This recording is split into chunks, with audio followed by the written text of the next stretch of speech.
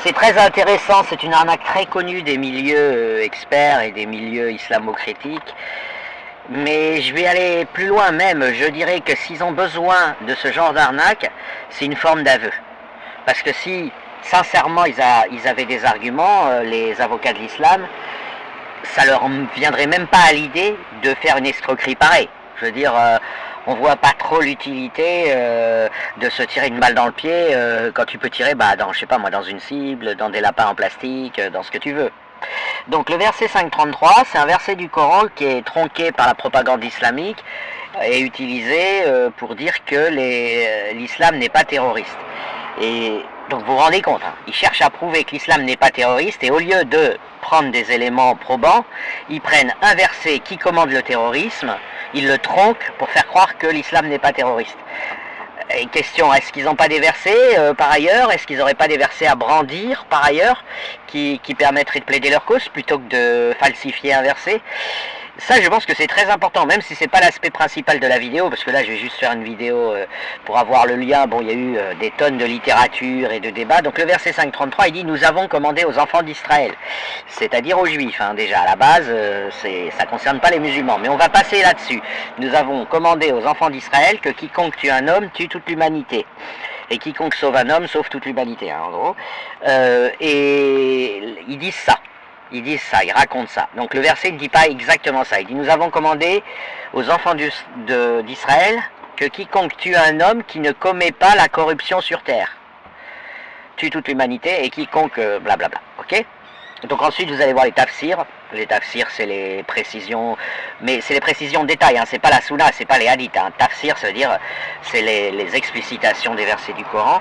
Qu'est-ce que quelqu'un qui répand la corruption sur terre? Alors les tafsirs sont très précis, ils disent c'est c'est le meurtrier, c'est banal, hein, je dirais. Autrement dit, si tu tues un meurtrier, c'est pas très, tu peux le faire, bon, pourquoi pas. Celui qui commet des turpitudes sexuelles, donc fornication en dehors du mariage, etc. Précisément l'adultère, par exemple. Donc déjà là, ça se corse, mais surtout le troisième, c'est l'apostat, le mécréant. C'est-à-dire que, si on traduit clairement le verset, c'est quiconque tue un musulman.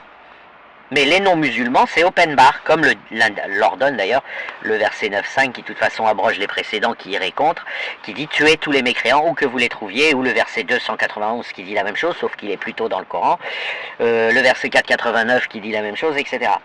Mais, vous allez me dire, ok, c'est des versets, mais à d'autres endroits. C'est très simple, vous lisez celui d'après. Ok, donc vous avez le 5.32 qui falsifie en oubliant la partie quiconque tue un homme qui ne commet pas une corruption sur terre. Ça, il l'enlève en général.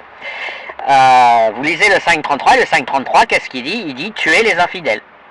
Et vous n'avez qu'à vérifier, vous allez sur n'importe quel site, il explique ce qu'il faut faire aux gens qui refusent de se soumettre à l'islam. Donc,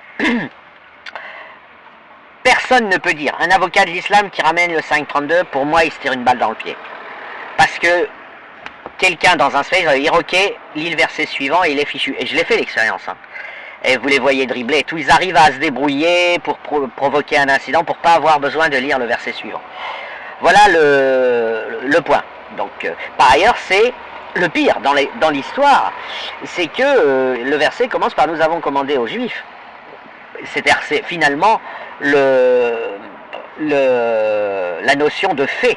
Hein. C'est comme la charte de la mosquée de Paris qui dit « Nous reconnaissons que la France nous a demandé de ne pas faire la publicité pour l'assassinat des apostats. » Alors ils disent pas assassinat d'ailleurs, pour la peine de l'apostat, ils disent, mais la peine de l'apostat c'est la mort. Hein. Donc celui qui quitte l'islam, tuez-le, c'est Boukhari 69-22. Donc la mosquée de Paris, ils ont signé un document en disant « Voilà, nous avons fait un effort, nous signons une charte. » Non, ça, quand tu dis ça, tu dis rien, puisque c'est vrai que la France te demande de ne pas tuer les apostats, mais si dans ta charte t'écris « Nous reconnaissons que la France nous a demandé que tu dis rien, tu t'engages à rien, ça engage à rien, ça, tu accuses réception d'une demande. De même, ce verset peut être lu comme « Je signale que dans le Talmud, voilà ce qui est écrit ». Donc ça sert à rien, ok. On pourrait aussi le lire comme ça.